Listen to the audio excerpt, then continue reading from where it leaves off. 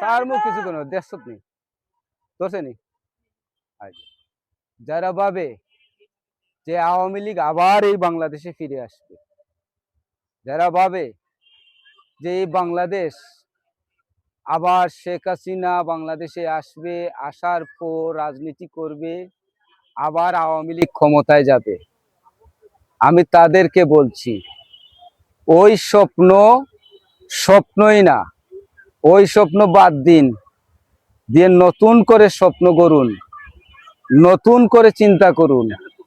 বাংলাদেশে যে কাজ করেছে শেখ হাসিনা 24-এর গণ অভ্যুত্থানে, যেভাবে নারকীয় হত্যাকাণ্ড ঘটিয়েছে, টাটকা গণহত্যা করেছে, হাজার হাজার মানুষের মায়ের বুক খালি করেছে।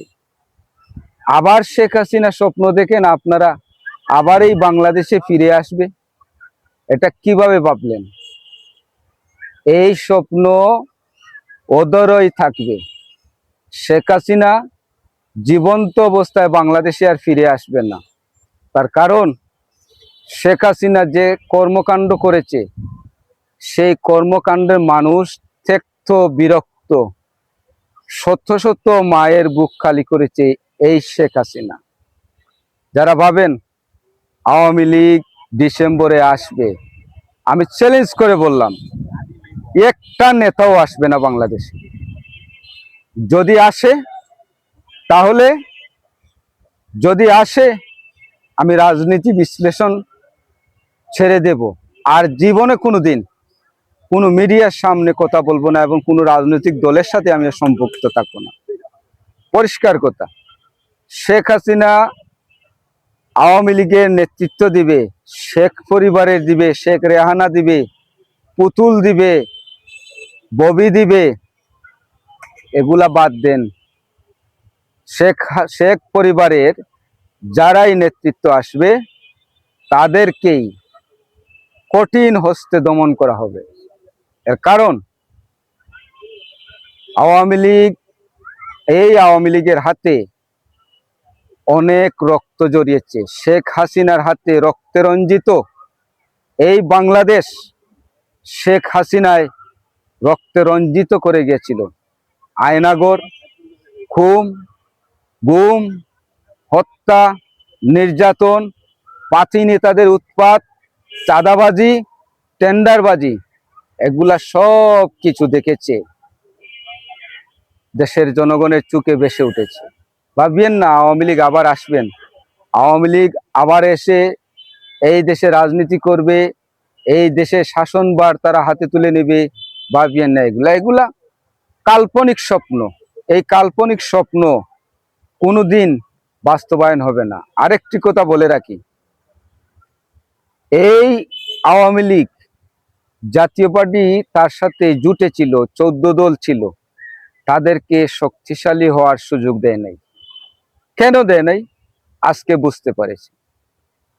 গত 12ই ফেব্রুয়ারি নির্বাচনে যে আওয়ামী লীগ যে ভুলটা করেছে, সেই ভুলের মাসুলটা এখন আওয়ামী লীগ দিচ্ছে। কেন দিয়েছে? আওয়ামী লীগ ভেবেছে যে বাংলাদেশে যদি রাষ্ট্র ক্ষমতায় বিএনপি আসে তাহলে হয়তো একটা না একটা রাজনৈতিকভাবে তারা সাইড পাবে। কিন্তু বর্তমান প্রেক্ষাপটে দেখা যাচ্ছে যে তাদের রাজনৈতিক সিদ্ধান্তটা ভুল ছিল। তারা জাতীয় পার্টিকে সমর্থন করে নাই, তৃণমূল বেইমানি করেছে জাতীয় পার্টির সাথে। বিভিন্ন জায়গায় জাতীয় পার্টির নেতাকর্মীদের উপর যখন হামলা হচ্ছিল তখন আওয়ামী লীগ থেকে কোনো কথা বলা হয় নাই। এখন পর্যন্ত জাতীয় পার্টির চেয়ারম্যান, মহাসচিব তারা বিশ্লেষণ করছেন যে আওয়ামী লীগ তাদেরকে আবারও ঘুরে দাঁড়ানোর জন্য সুযোগ করে দিবে এবং ভোট দেবে।